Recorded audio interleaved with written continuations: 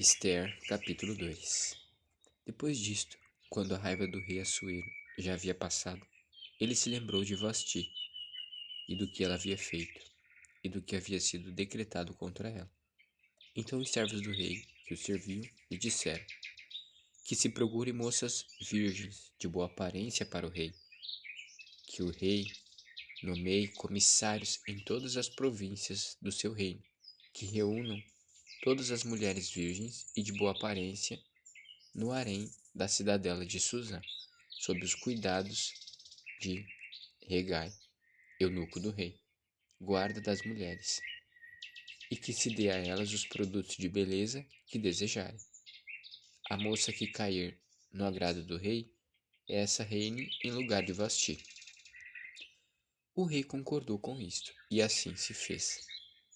Ora, na cidadela de Susã havia um judeu da tribo de Benjamim chamado Mordecai, filho de Jair, filho de Simei, filho de Quis.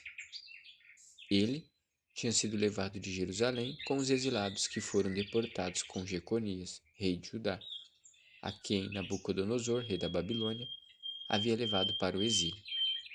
Mordecai havia criado Hadassa, que é Esther, filha de seu tio, que era órfão de pai e mãe. A jovem era bonita e formosa. Depois que o pai e a mãe dela morreram, Mordecai a adotou como filha. Quando a ordem e o decreto do rei foram divulgados, muitas moças foram levadas para a cidadela de Susã, sob os cuidados de Regai. Levaram também Esther ao palácio real e a entregaram aos cuidados de Regai, guarda das mulheres. A moça lhe pareceu formosa e alcançou favor diante dele. Por isso, Regai se apressou em dar-lhe os produtos de beleza e alimentação especial.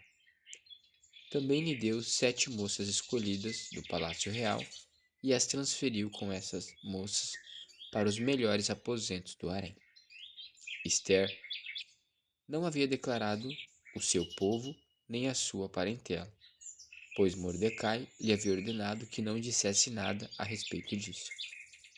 Mordecai passeava todos os dias diante do pátio do harém, para saber como Esther estava passando e o que ia acontecer com ela. Depois de 12 meses de tratamento, seguindo as prescrições para as mulheres que eram embelezadas, 6 meses com óleo de mirra e 6 meses com óleos aromáticos, essências e perfumes em uso entre as mulheres. Chegava a vez de cada moça ser levada ao rei Assuero. Então a moça ia ao encontro do rei e podia levar consigo tudo o que quisesse do harém para o palácio. À tarde, ela entrava no palácio e pela manhã voltava para o segundo harém. Porém, os cuidados de Agás, o eunuco do rei, guarda das concubinas. A moça não voltava mais ao rei, a menos que o rei a desejasse, e ela fosse chamada pelo nome. Quando chegou a vez de Esther, filha de Abiail, tio de Mordecai, que a tinha adotado como filha, ela não pediu nada além do que Regai, eunuco do rei, guarda das mulheres, lhe havia aconselhado. E Esther alcançou o favor de todos os que contemplavam. Assim, Esther foi levada ao rei Assuero, ao palácio real, no 10º mês, que é o mês de Tebete, no 7º ano do seu reinado. O rei amou Esther mais do que todas as mulheres, e ela alcançou diante dele favor e aprovação mais do que todas as virgens. E o rei pôs a coroa real na cabeça dela, e a fez rainha em lugar de Vasti.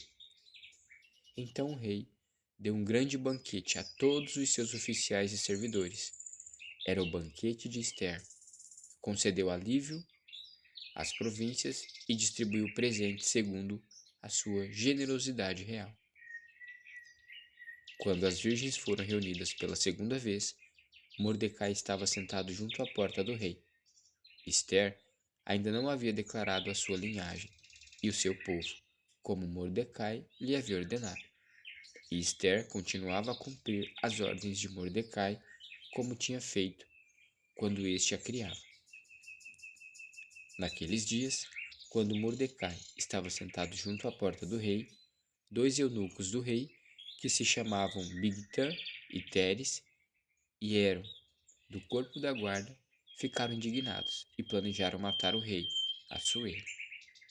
Isto chegou ao conhecimento de Mordecai, que o revelou à rainha Esther. E Esther o disse ao rei, em nome de Mordecai. Investigou-se o caso e era fato, e os 2 conspiradores foram pendurados numa forca. Isso foi escrito no livro das crônicas, diante do rei.